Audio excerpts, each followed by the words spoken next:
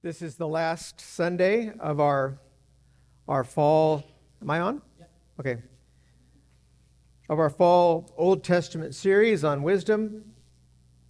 We have looked at wisdom from many angles in the last 9 weeks, from the story about King Solomon to the book of Proverbs, the book of Ecclesiastes, and now finally the last stop on this journey before Advent, the book of Job. Perhaps you've heard the story of Job.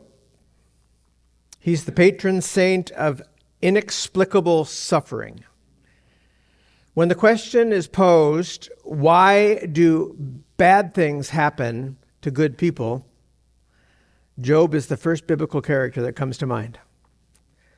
His story is actually rather simple and not a little strange.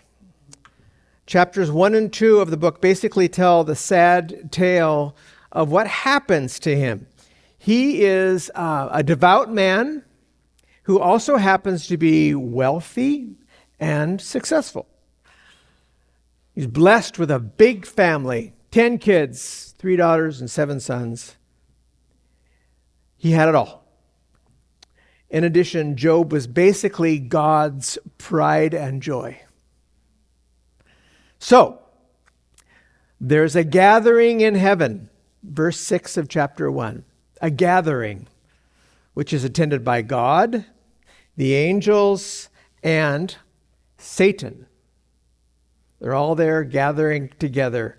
And there's a conversation about between God and Satan about Job.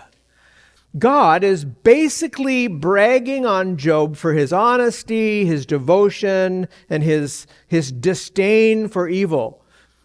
And Satan says, well, he's that way because he's blessed. You take away all those blessings and you'll see something different from Job.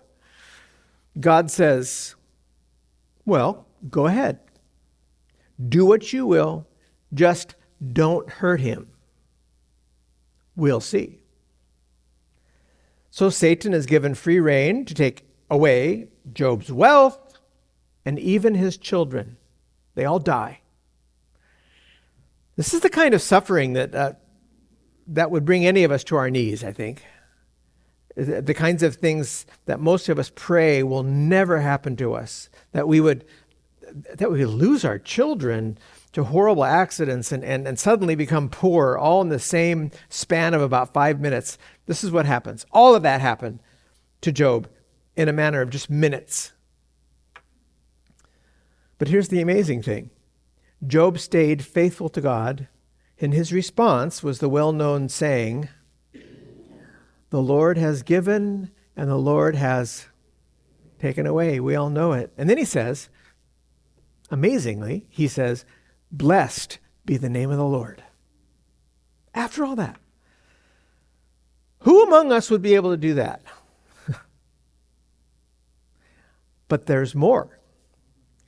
There's one more round of challenges between God and Satan when Satan challenges God again over Job, saying, well, there would be a different outcome if you let me take away Job's health. God agrees to this challenge and allows Satan to afflict Job with terrible ulcers all over his body. But still, Job did not curse God, did not even sin. So, there's the basic story. And this is what we mostly hear about Job, isn't it? But the book of Job, taken as a whole, is actually about something more. Chapters 3 through the passage we heard this morning in chapter 42 are almost all dialogue. That dialogue is first of all, Job's 3 friends, whose names are Eliphaz, Zophar, and Bildad, and they speak to Job, presumably to comfort him, but actually they end up accusing Job mercilessly, saying things that might make sense in a spiritually trite way to explain why this good person is suffering. And each time, Job answers them, often calling into question and even complaining about these so-called comforters. And finally, there's a fourth speaker, Elihu, who also speaks to Job about his suffering in chapters 32 to 37. Finally, God himself speaks to Job out of a whirlwind, challenging Job to answer him. And that's chapters 38 through 41. Maybe you recognize it. God's challenge begins like this. Who is this that darkens counsel by words without knowledge? Gird up your loins like a man. I will question you, and you shall declare to me, where were you when I laid the foundation of the earth? Tell me if you have understanding. And he goes on. That's chapter 38, the beginning.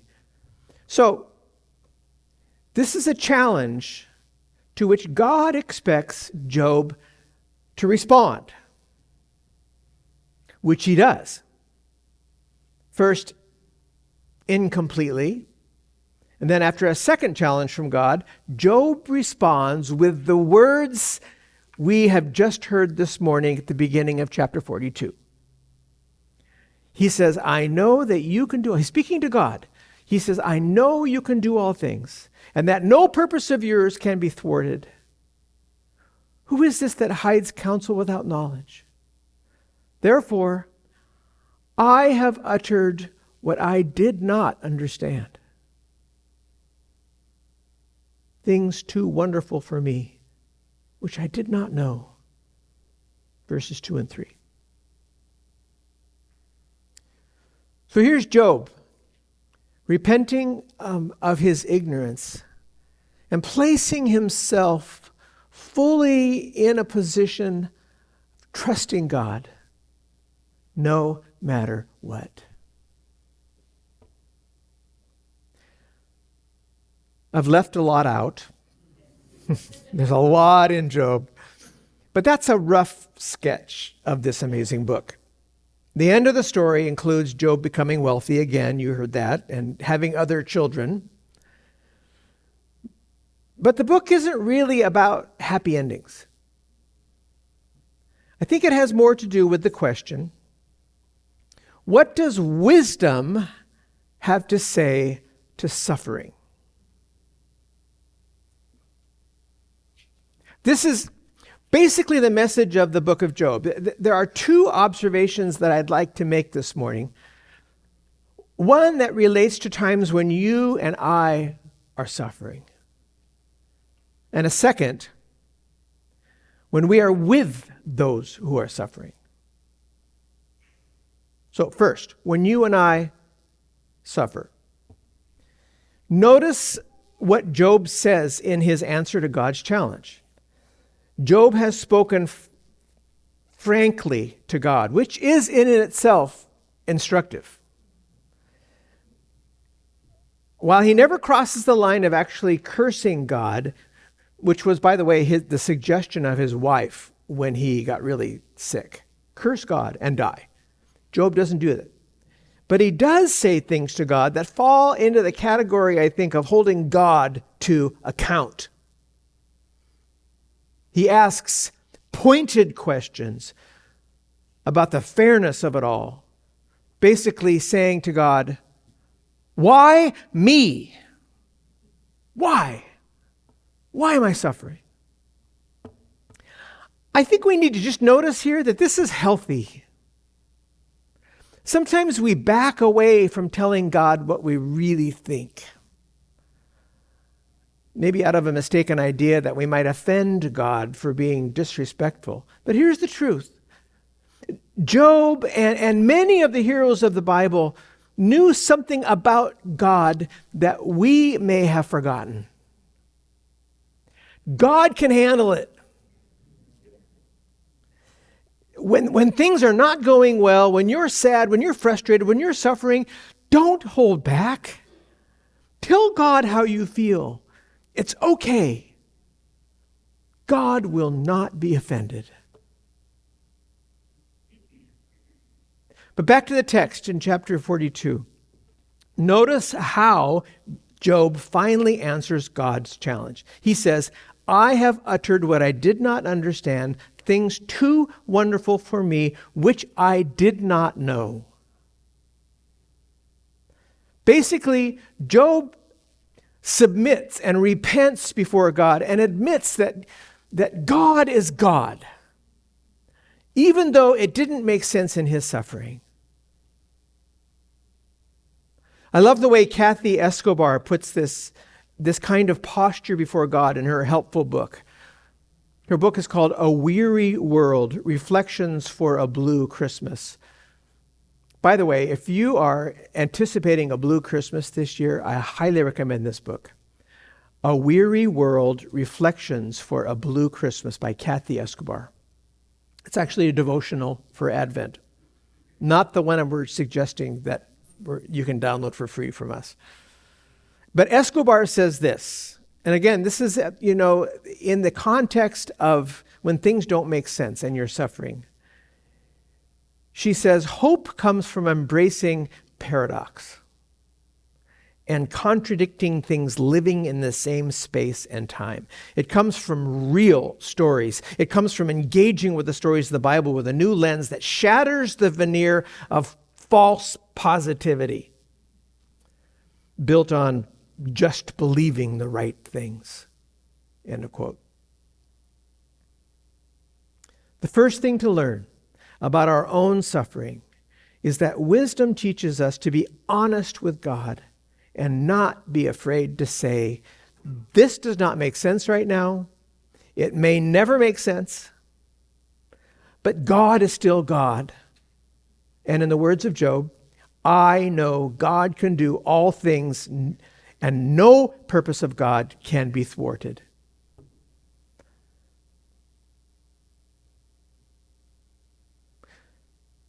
Second, when we are in the presence of others who are suffering. To be honest, this is the main thing I hope to get to this morning. It is by far the main content of the book of Job. From chapters 3 through 37, we hear from Job's three friends, his quote-unquote comforters, and then a fourth person, Elihu, and they all say many, many things to Job. None of them particularly helpful. You could describe their speeches as pious, religious, trite, cliche, advice, solutions, fixes, but none of it especially beneficial for Job. I'm convinced that the main purpose of this book is not for us to notice that wisdom, it is for us to notice that wisdom does not look like that. When we're in the presence of those who are suffering, wisdom most often resists the urge to fix or to counsel or to advise, but rather to just enter into the world of the sufferer and to be with them. Whether it's a friend or a family member going through marital issues or someone facing illness or the death of a loved one, the urge is to sometimes it's so strong to try to relieve their pain and just make the situation right or adjust things so the pain will ease. Don't do it. Don't. The best thing you can do is to hold the sufferer and what they're experiencing and to truly be with them.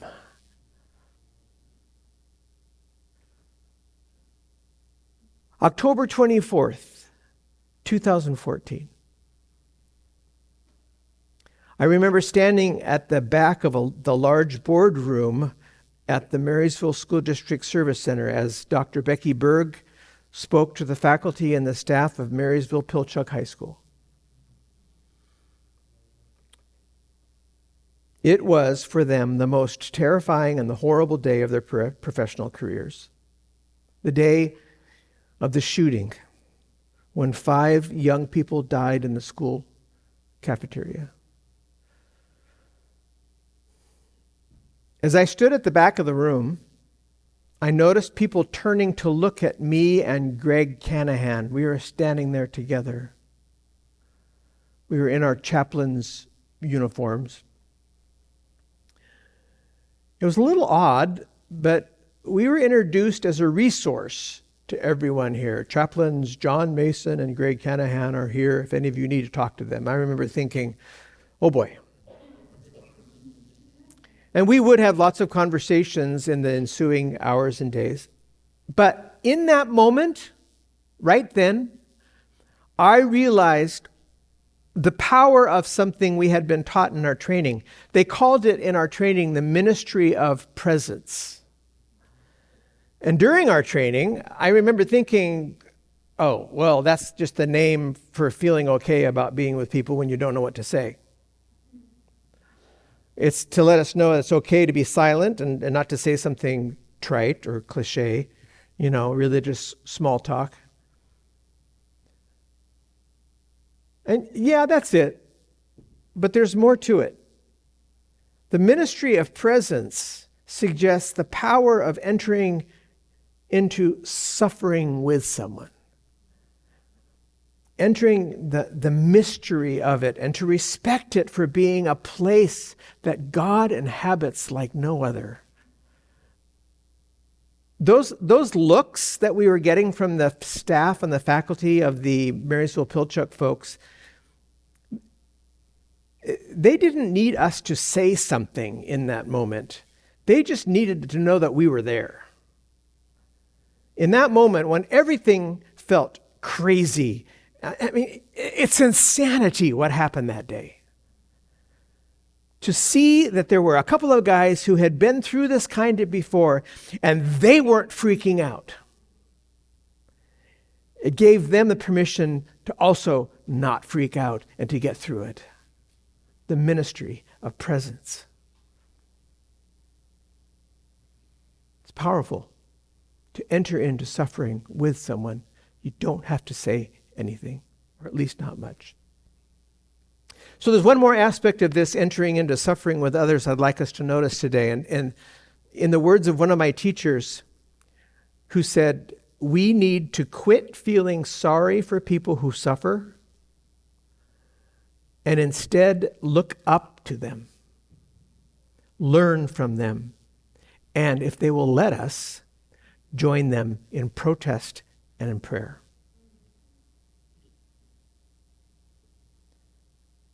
This is exactly what Job's comforters did not do. But instead of focusing on them, I want to share a positive example of what this looks like. In the movie A Beautiful Day in the Neighborhood, there is this incredible scene where Fred Rogers, played by Tom Hanks, visits the father of the writer who is featuring him in a magazine article in Esquire magazine, Lloyd Vogel. Part of Lloyd's story is that he has an estranged father, Jerry. Jerry is not a nice guy, and he's not really a good father. And Jerry is dying a painful death from cancer. Toward the end of the film, Lloyd is caring for his dad, as he lingers in hospice care. And Fred calls on them in Lloyd's home. They visit. It's awkward at times, but important. And at one point, just before Fred departs, he whispers something in Jerry's ear so that only the dying man can hear him. And he turns to leave. The next scene is as Lloyd walks Mr. Rogers to his car.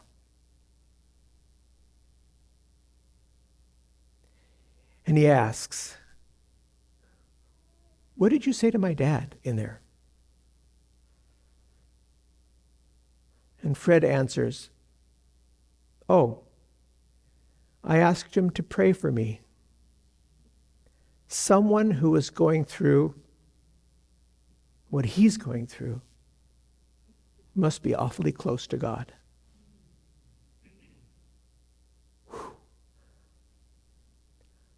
What an amazing depiction of entering into someone's suffering with respect and dignity. That is the kind of friend I want to be. That is wisdom. In the name of the Father, Son, and the Holy Spirit.